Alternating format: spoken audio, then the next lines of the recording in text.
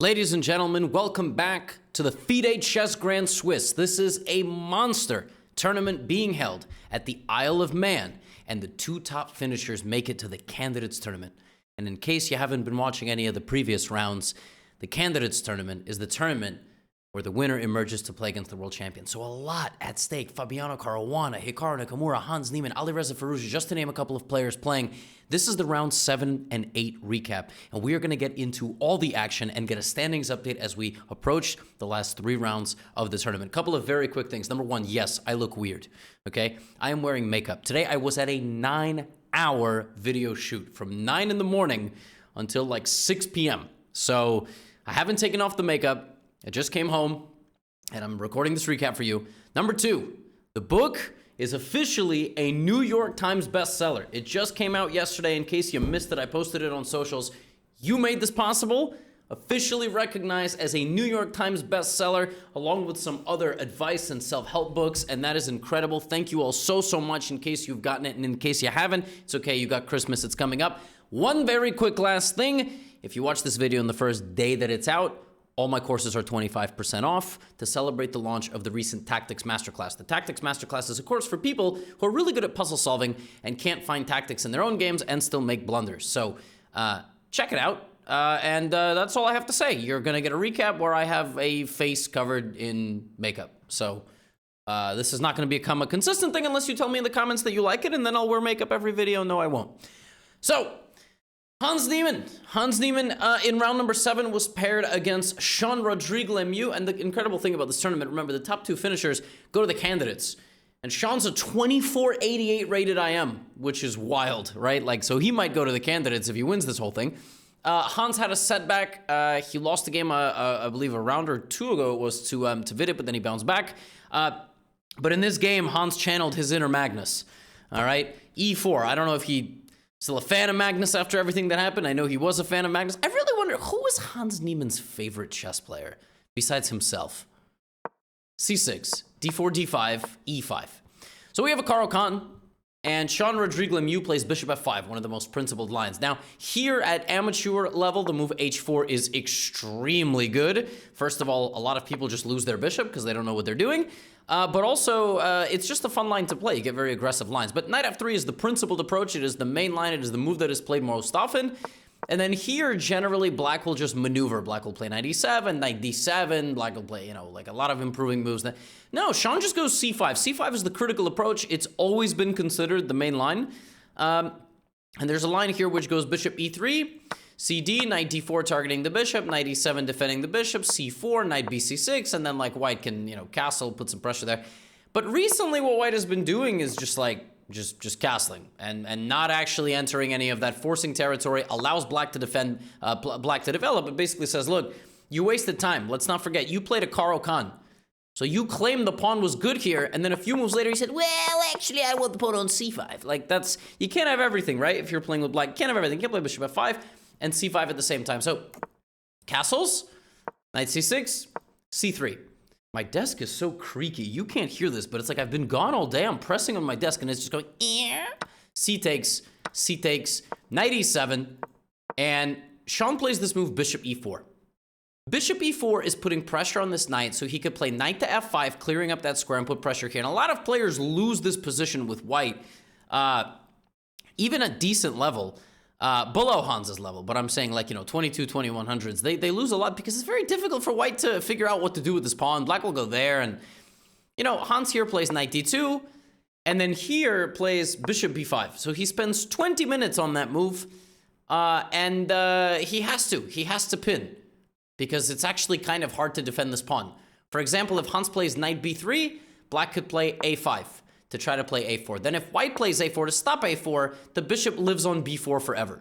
It's going to be impossible to get rid of. You have to trade, and maybe then I'll take it.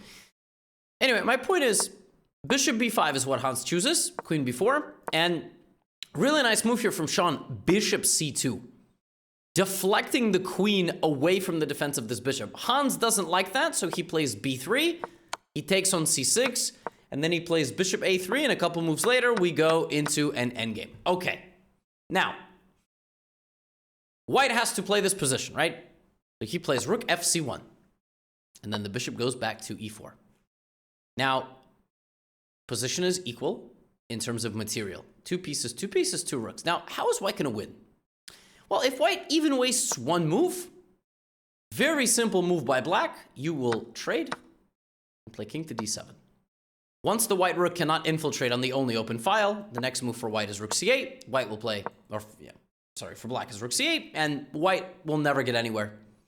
The only open file is completely shut down, and there is nothing there. So, anticipating that, Hans plays rook c7. And then he brings the rook. And all he has to do is dominate this file. Hans is going to try to channel his inner Magnus and win a Magnesian-style endgame. Now, the reason Hans doesn't play g4 here, trying to remove the knight, is because probably, I imagine, some sort of knight e7. And then you will try to get a trade, or maybe rook f7 and try to trade. The computer still likes the position here after a very long forcing sequence of moves.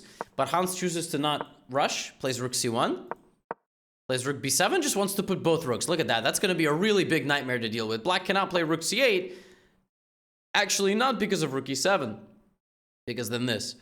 But because of takes, and the discovery, the pin on the knight to the pawn. So, king f7 from Sean. Here comes Hans. b4. Transferring the knight to these two squares. Bishop takes, knight takes. All right, now Hans drops back. Rook c5. Look at that move. Now, if black takes, you're going to infiltrate here with a pawn. Rook b8, rook d7, no trade. Now, at this point, Sean actually fought back. Sean did a nice job fighting back, and Hans had to trade off one of the two rooks. So the position is all of a sudden maybe getting closer to equal, and Sean sees that he can't guard his pawn, so he takes the file. Hans grabs the pawn. Rook c1 check, the king is deflected, but here comes rook c2. Now, which pawn is it better to part with? Hans chooses the pawn near the king, because that will leave him with a b pawn. Now, Hans, 5 pawns versus 5 pawns, but he's got a b pawn to run, so he plays rook b7, squeezing water from a stone. Can he pull this off? This would be really Magnesian school of chess. Rook b2. Hans invites the knight into the position, but suddenly, white has one small winning chance, and it's rook b8 check, king f7, and b7. And the point is that even though white can't move, it's a little bit tough for black to move too. If you take, I just get my knight in. You go king e7, I have rook g8. I'll zip right out of there. So, knight f5, black comes out, but now g4. The only winning try. Takes, and Hans plays g5, securing the control of these squares. Anywhere the pawn moves, the knight gets to the e5 square, and now h4, using literally all his resources. This really is the way Magnus would play this position. Pawn takes. He grabs the pawn. Now Hans has an Hans. Oh my God, I said that like a southerner. I was like, you see that boy, Hans Niemann? That's my Arkansas accent. Sorry, Arkansas people, if that's not how you sound. I don't know. I've never been to Arkansas. I don't even think it's a real place. I'm going to offend all 17 of my Little Rock, Arkansas viewers. King g7, and Hans just getting it done. h6, nothing you can do. Little force field, little red carpet here. King g2, he runs his king up the board, and knight h7 check, king f7, rook g7 deflects. Hans wins a very nice game, and that allows me to get Hans and Magnus in the title, right? Because Hans won a completely equal... Thank you, Hans. I mean, if Hans just won this game in 25 moves, I don't know what I would say. I would say Hans wins like a machine. Nope, can't say that. All right, next one. Sindarov versus Vidit. This is a very big game. e4. Knight f3, knight c6, bishop c4, bishop c5, d3, d6, c3, bishop b6, a4, a5. Takes. And we have an e4, e5. We have an Italian. We also have an Uzbek and an Indian guy. And they're playing at the Isle of Man. Isn't chess just a beautiful global game? Knight h4. White has doubled center pawns. White has the active file here, the open F file, and Vidit strikes in the center to put a knight there to put pressure on e3. Java here plays queen f3, knight f6, and oh, just look at this position for white. I mean, what an awesome looking position. He's gonna double. He's gonna put his knight on c4, hitting the queen. He's gonna play h3. He's gonna put his knight on f5. It's gonna be really nice. Look at this. h3. Look at Java here to go. What a knight. He's gonna play knight f1, knight e3. Boom, boom. Nice attacking game. Right, he's calling the shots against Vidit. Vidit defending himself. And then here, Javahir just says, you know what? Take my pawn, Vidit. I don't want my pawn. I don't need it. I'm going to checkmate you. Vidit says, okay. Okay, I'll take the pawn. Javahir says, h4. Vidit's like, what? What about these pawns? Javahir plays knight takes e4. But Vidit's like, what about the 2 pieces? I got both knights. You know, they say 2 pieces for a rook, usually better for the 2 pieces. But Javahir plays h5. Look, the bishop is trapped. But come on.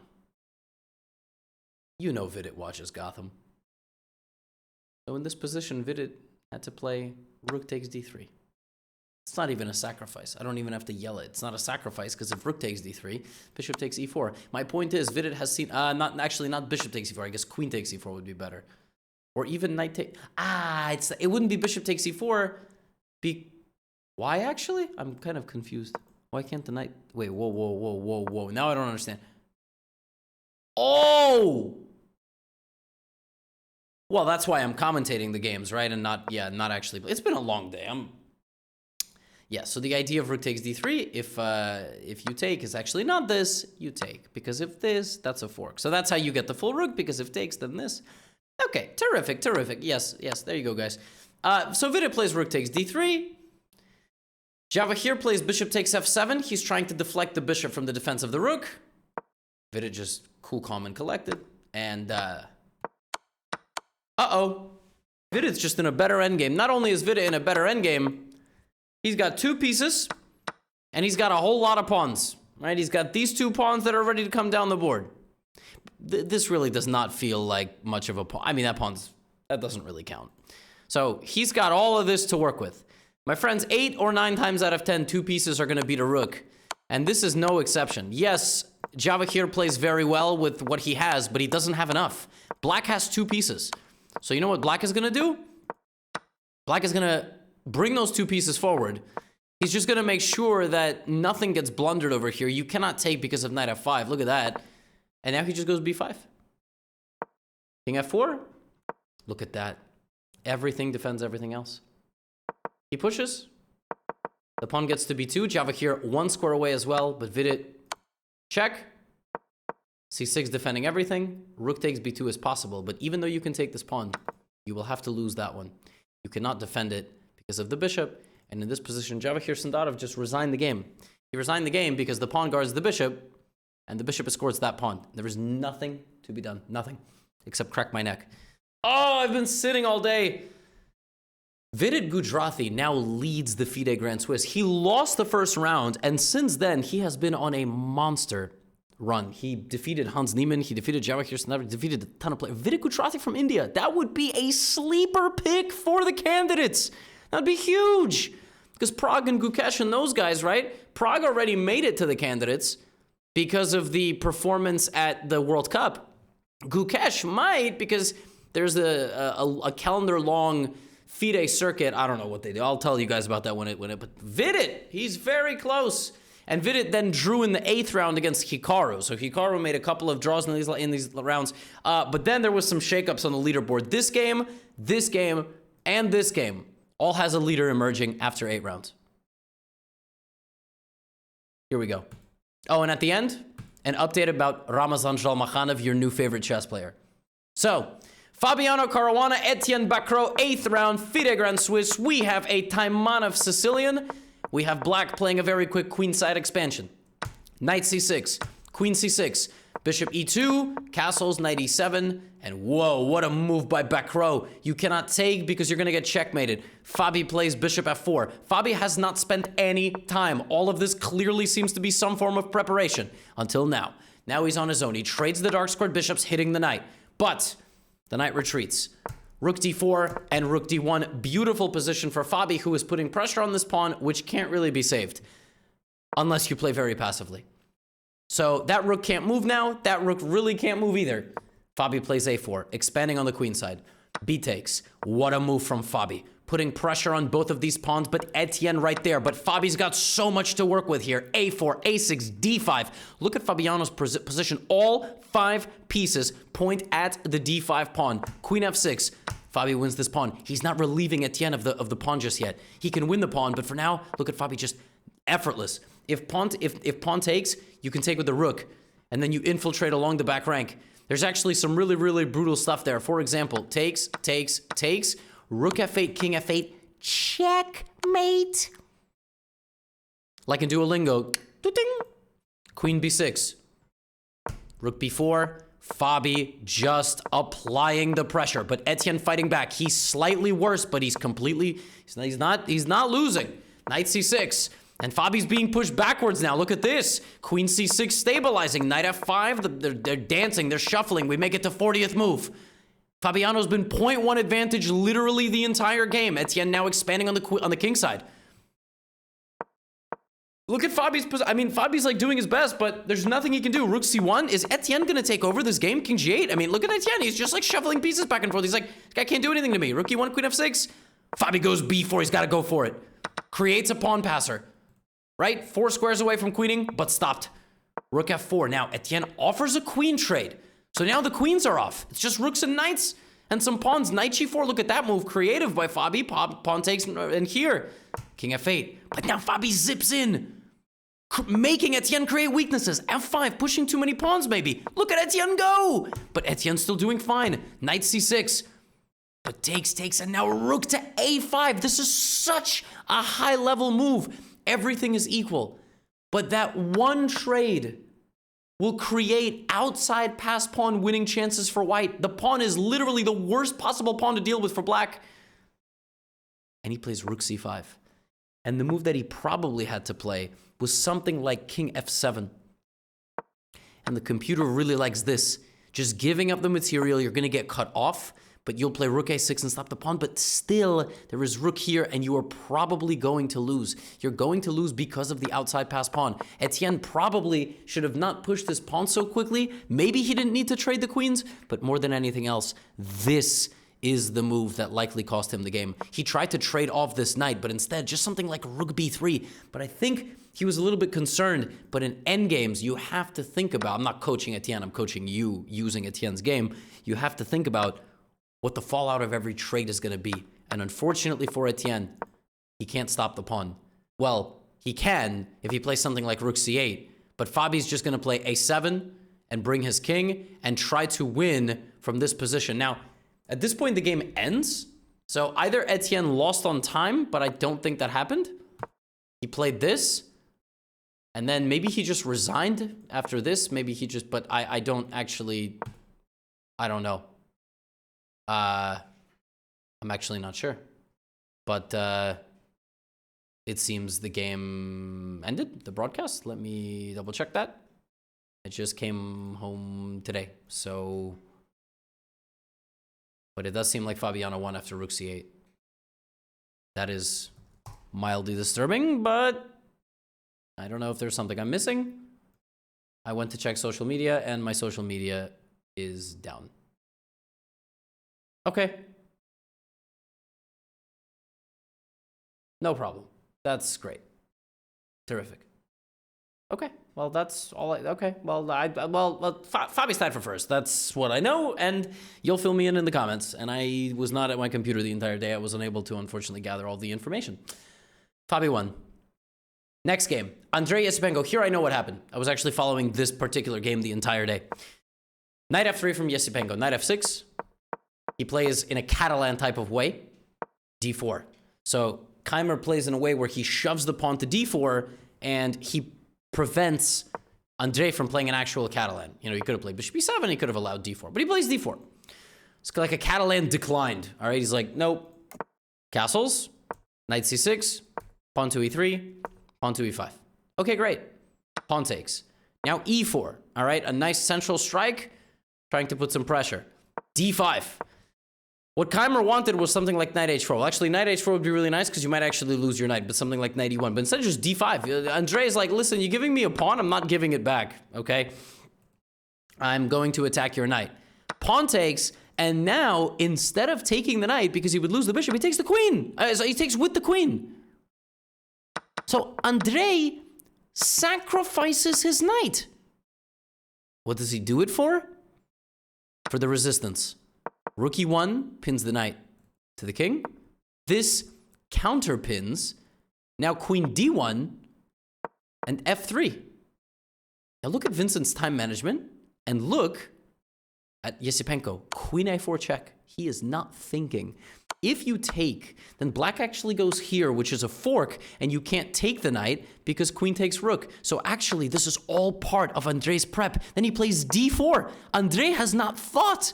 Vincent is the one spending all of the time. Rook takes e5, queen to d7. He trades, and then he takes the bishop. And when the dust settles, Andrei is up 36 minutes on the clock. He spent no time. Andrei knew all of this. Andrei was prepared for the game. He knew all of these moves. And with dust settles in this position. Now Keymer plays f6. He spends another 13 minutes playing a very natural move. Andrei responds in 5 minutes trying to remember his notes. And now white just has a beautiful potential 5-pawn chain and a pawn that's very close to promotion. Pawn to c6. The bishop centralizes to f4. Knight c3. Rook d1. Pawn to d6. Look at this. 2 passed pawns, 3 and 2 squares away from queening, and Andrei brings the pieces forward. He got a wonderful, wonderful position to work with. Now it's about whether he can convert it or not. Now, if Keymer goes to e7, pawn to d6, and we're going to get a very similar endgame that we got in the Vidit game. It's knight and bishop versus rook. Knight and bishop will beat a rook. They just will. They're so good together. So, rook d3 check.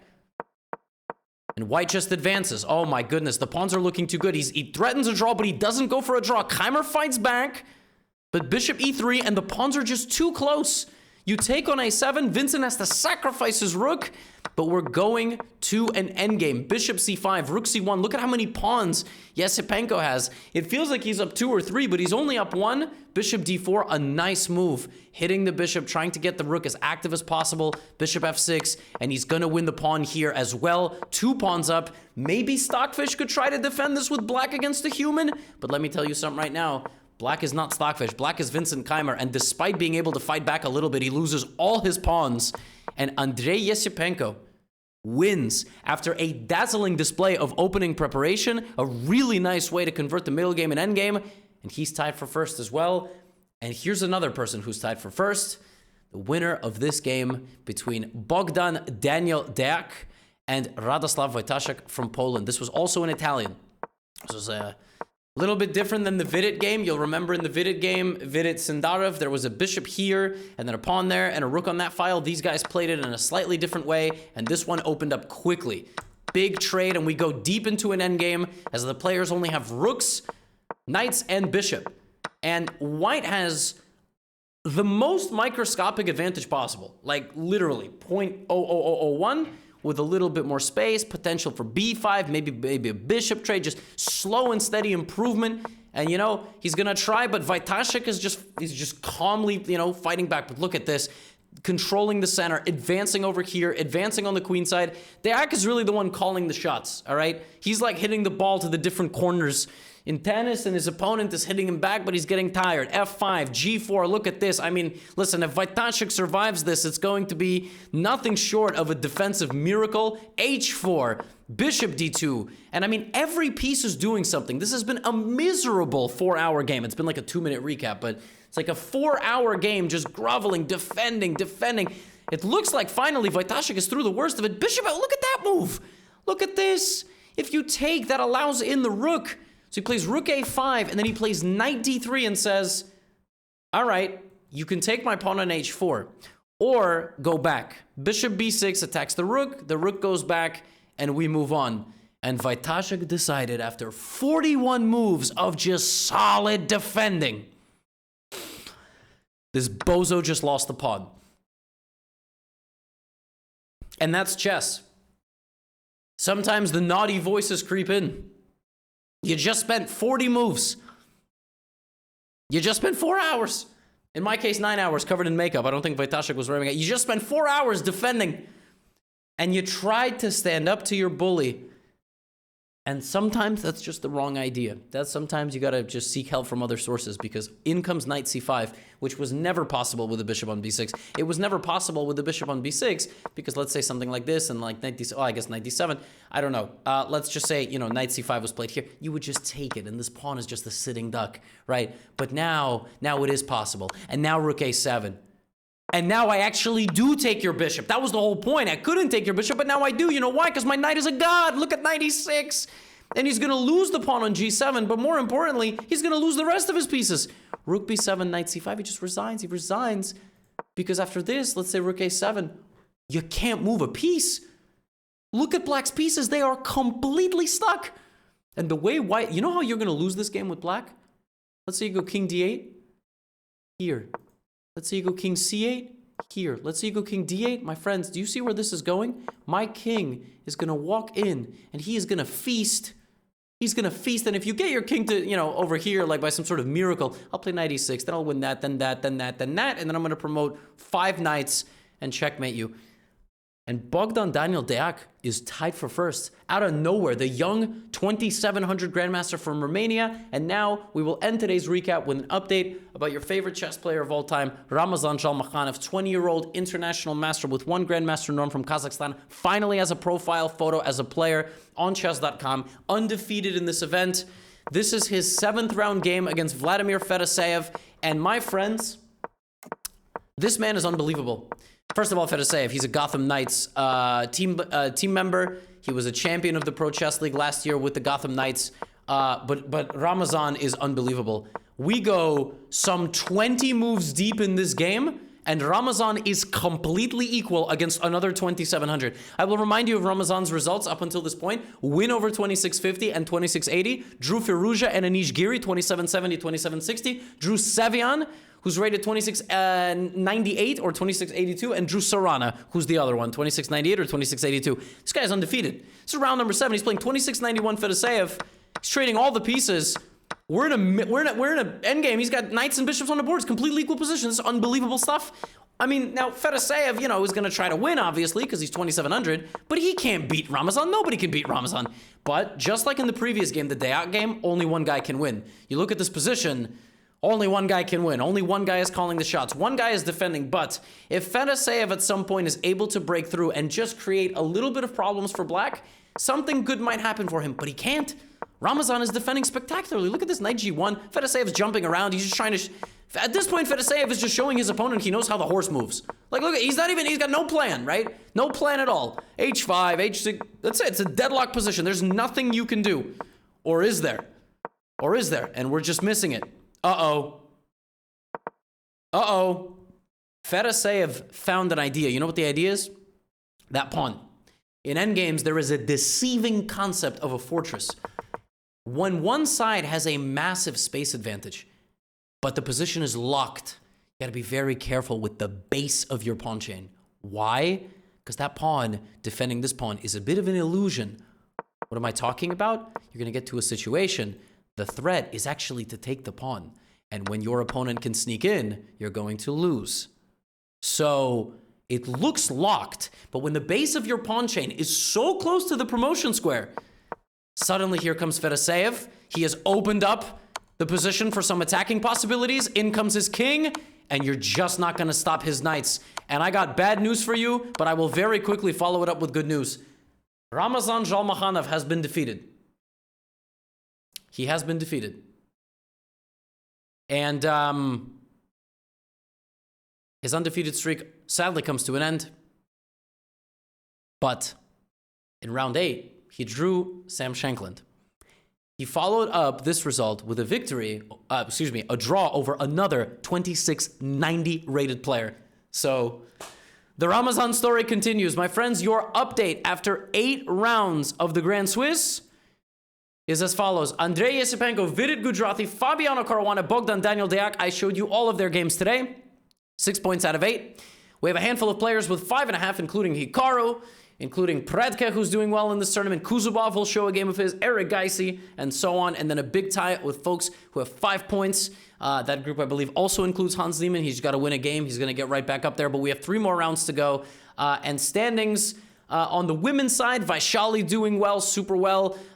Here is your... I don't know why 15 got cut off on this one. Anna Muzichuk, Vaishali, and Antoaneta Stefanova all have 6 points out of 8. Here the tie is slightly smaller, there's less players. So 5.5 and 5 points. Things are heating up. So shout out to all of you that helped the book become a bestseller. Literally the first week of launch. Course is 25% off for today, ending tomorrow. And I will see you all for the Grand Swiss recap round number 9. That's all. I'm going to go wash my face. Get out of here.